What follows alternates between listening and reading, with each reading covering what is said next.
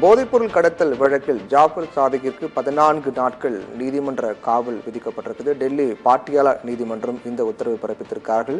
சமீபத்தில் இந்தியா முழுக்க மிகப்பெரிய பரபரப்பு ஏற்படுத்தி இந்த விவகாரத்தை பொறுத்தவரையில் 2000 கோடி ரூபாய் மதிப்பிலான போதைப் பொருள் விவகாரத்தில் கைது செய்யப்பட்ட ஜாஃபர் சாதிக்கு தீவிரமாக விசாரணை வளையத்திற்குள் கொண்டு வரப்பட்டு விசாரிக்கப்பட்டு வருகிறது. இந்நிலையில் ஜாஃபர் சாதிக்கிற்கு 14 நாட்கள் நீதிமன்ற காவல் விதித்து டெல்லி பாட்டியாலா நீதிமன்றம் உத்தரவிட்டிருக்கிறார்கள். 14 நாட்கள் சிறையில் அடைக்க டெல்லி பாட்டியாலா நீதிமன்றம் உத்தரவிட்டிருக்கிறார்கள்.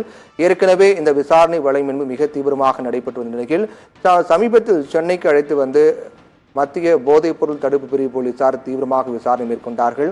தொடர்ந்து விசாரணை என்பது நீண்டு கொண்டே போகக்கூடிய சூழ்நிலையில் சமீபத்தில் மத்திய போதைப் பொருள் தடுப்பு பிரிவு போலீசார் சென்னை அழைத்து விசாரணை மேற்கொண்டு பிறகு மீண்டும் டெல்லிக்கு கொண்டு செல்லப்பட்டது. அப்போது நீதிமன்ற காவல் முடிவடைய இருக்கக்கூடிய சூழ்நிலையில் ஜாஃபர் சாதிக்கிற்கு 14 நாட்கள் நீதிமன்ற காவல் விதித்து டெல்லி பாட்டியல் நீதிமன்றம் உத்தரவிட்டிருக்கிறார்கள். போதைப் பொருள் கடத்தல் விவகாரத்தில் கைது செய்யப்பட்ட ஜாஃபர் சாதிக்கிடம் தீவிரமான விசாரணையானது மேற்கொள்ளப்பட்டு வருகிறது. மேலும் அவர் பயன்படுத்திய பல செல்போன்கள் கைப்பற்றப்பட்டு அதில் யார் யாருடன் அவர் தொடர்பில் இருந்திருக்கிறார், அதில் பல முக்கியமான சினிமா பிரபலங்கள், அரசியல் பிரபலங்கள் என பலரும் இந்த விசாரணை வளையத்திற்குள் சிக்குவதற்கான நடவடிக்கைகள் மேற்கொள்ளப்பட்டு வருவதாகவும், குறிப்பாக அவர் யாரிடம் பேசியிருக்கின்றார், அதிகமாக யாரிடம் பேசியிருக்கின்றார் உள்ளிட்ட தகவல்களையும் விசாரித்து வருகிறார்கள். ஜாஃபர் சாதிக்கு 7 நாட்கள் காவல் எடுத்து டெல்லி மற்றும் சென்னை அழைத்து வந்து என்சிபி அதிகாரிகள் விசாரணை மேற்கொண்டார்கள்.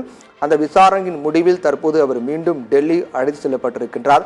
தற்போது டெல்லி பாட்டியல் நீதிமன்றத்தில் ஆஜர்படுத்தப்பட்ட அவருக்கு மேலும் 14 நாட்கள் நீதிமன்ற காவல் விதித்து டெல்லி பாட்டியல் நீதிமன்றம் உத்தரவிட்டிருக்கிறார்கள். 14 நாட்கள் நீதிமன்ற காவலில் இடையில் என்சிபி அதிகாரிகள் மீண்டும் விசாரிக்க திட்டமிட்டிருக்கிறார்கள். அந்த விசாரணையில் அடுத்த கட்டமாக இந்த விவகாரத்தில் மேலும் யார் சிக்குவார்கள், இந்த விவகாரத்தில் யாரெல்லாம் தொடர்பு இருக்கிறது உள்ளிட்ட தீவிரமான தகவலை சேகரிக்கும் பணியில் என்சிபி போலீசார் ஈடுபட்டிருக்கிறார்கள்.